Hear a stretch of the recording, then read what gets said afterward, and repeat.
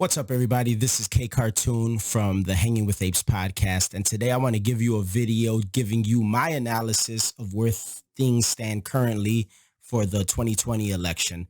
I'm going to get a little bit in depth, but I'm not going to make it too long. Try to make it as enjoyable and informative as possible. This is a perfect video for anybody that's trying to make sense of where the polls stand, where Trump stands, how things compare to 2016. And the metrics that I'm going to be using is the electoral map. I'm going to be talking a little bit about economics, where the stock market currently stands and what the stock market says about who's going to win the election in 2016. And then also fundraising, what each candidate has brought in, what it means, where the dollars are coming from. And then I'm going to wrap it up with some current polls and kind of compare those polls to where things were at this time in 2016.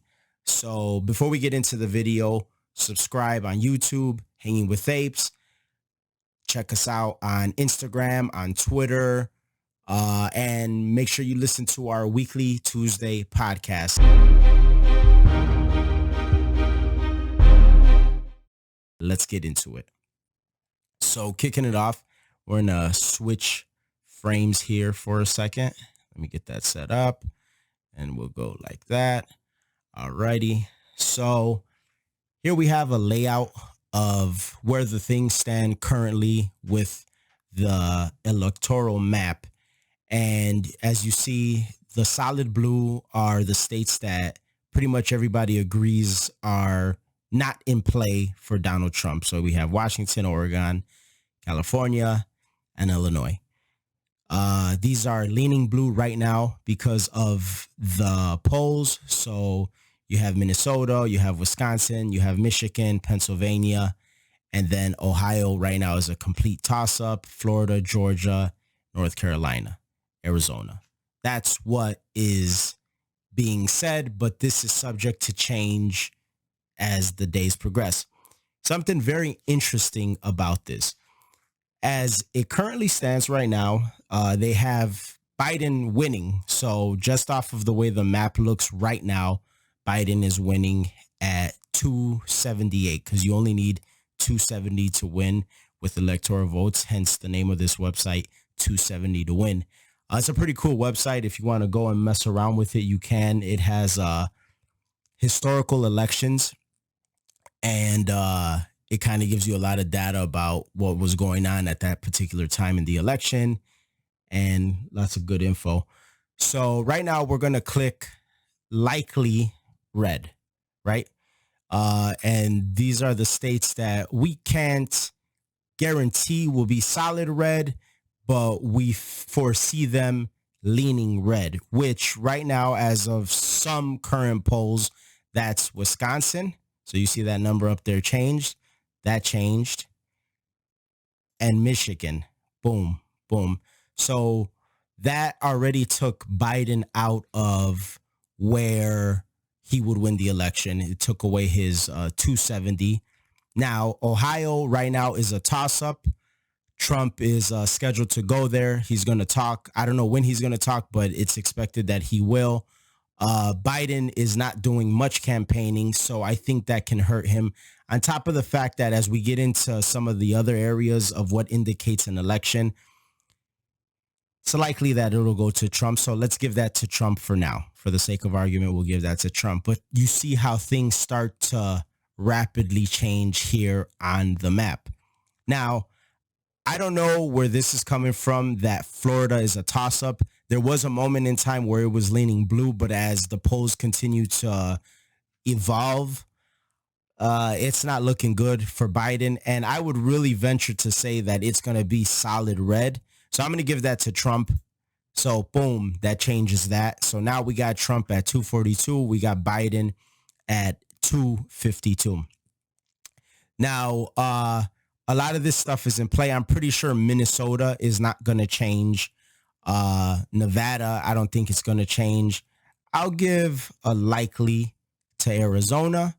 And that makes things a lot more even. Actually, right now we have Trump ahead.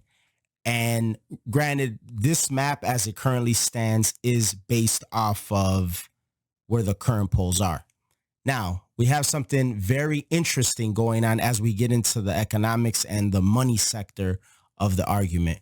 We're going to go to this article here from Fox Business, came out a few days ago, and it says stock markets trailblaze pace buoys Trump's reelection odds. Trailblazing pace buoys Trump's reelection odds. Sorry, I went to public school.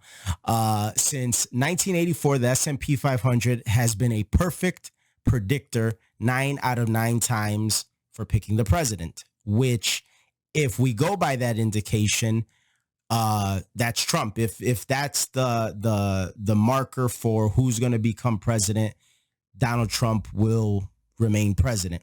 Another thing, though, and I think this is a little bit more of a historical marker, we go to the S&P 500, and this article came out today, and it says that the S&P 500 had the best August since 1986. In 1986, Ronald Reagan was president. That was a Republican president. And let me show you something that took place in the 80s, going back to this original map, and let me see if I can find it here.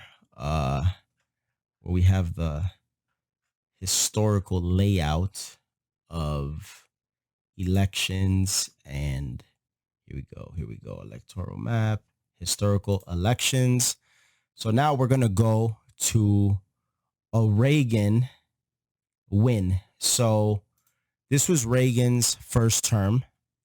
As you see, very, very red. People wanted Jimmy Carter out of there, and you see the electoral map is very red.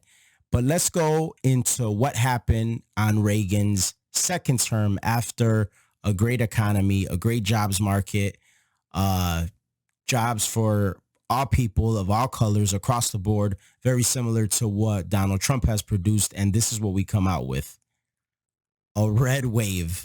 So you see only 2 blue spots on the whole map. So if you take that and you juxtapose it to what's going on today in the stock market, we're seeing a little bit of a bounce back with the whole coronavirus.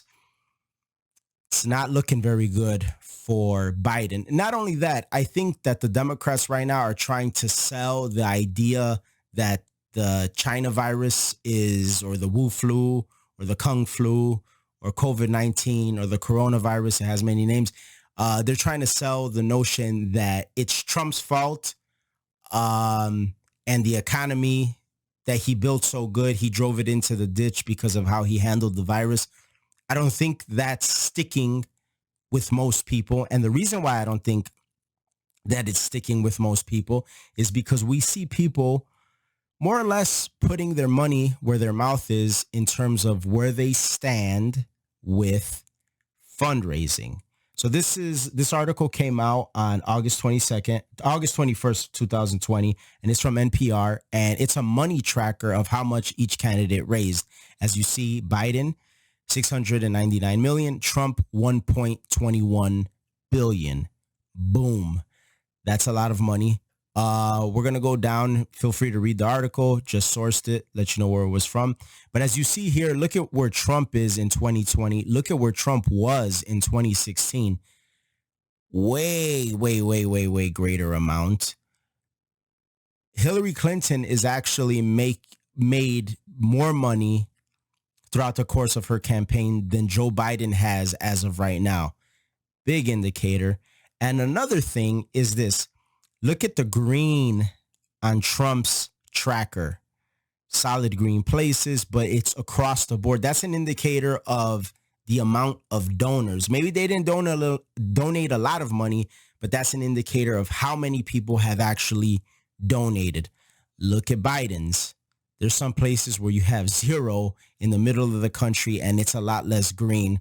I think that's huge. I think that's a big indicator of people putting their money where their mouth is and putting their money towards what they believe in. So you have a greater dollar amount and the amount of donors and how spread out it is. So I think that's an indicator.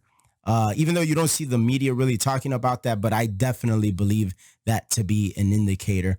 And now wrapping up the video soon here, let's talk battleground states. This is from Real Clear Politics, And right now in the battleground states, compared to where Trump was in 2016, Trump is actually up 0.7. So that's how much he's up from where he was at this point in 2016. If you look at Biden, Biden is at up 2.6, but Hillary, or you could call her Killary Clinton because of how she handled Benghazi, you have Clinton at 3.3 at this point in time in 2016. That's not huge, but it's still an uptick for Trump. And then wrapping the whole thing up with a poll that came out today. This poll was conducted by Atlas Intel. Right now, according to this poll, Trump is up 20 points with black voters at 28%. Biden is down from where the Democratic Party was at this point in 2016 with negative 23 points. So he only has 66% of the black voting bloc. And then Trump is up with Hispanics at 41% of the Hispanic voting bloc. That's up 13 points. That's bad. That's bad for Biden. If those numbers are anywhere near accurate, that can be an indicator of a Trump landslide. Going back to that map, that Reagan map looking like that, that can be an indicator of something like that happening. And then more interestingly, this poll right here, this national poll right here, where it has Biden only up 3 points nationally. If Biden is only up 3 points nationally, with us expecting him to have the popular vote, not good for him. Not good for him, because I still expect him to have the popular vote, but it's not looking good. And then it seems like every time he talks, people don't rock with it. It seems like. So I don't know. This is my analysis. I think there's a lot of people that have kind of checked out of this election. They don't like either candidate. If that is the case, when you have the enthusiasm that Trump's base has, that's bad for Biden. And then also, anecdotally speaking, this is just from my own world observation, living here in Chicago, being on different parts of Chicago. I've never seen so much support for a Republican president in my whole life. And that's from black, brown, white, Asian. So it's going to be interesting. Let me close this report out because that doesn't belong there. It's going to be very interesting. So we'll see how close I am with my analysis come November. But it's exciting. It's crazy. Remember to check us out on our weekly Tuesday episodes. We're on all major podcast platforms. Like, subscribe on YouTube, Hanging with Apes, and all other social media platforms, Hanging with Apes. See you guys next time. I'm out. Peace.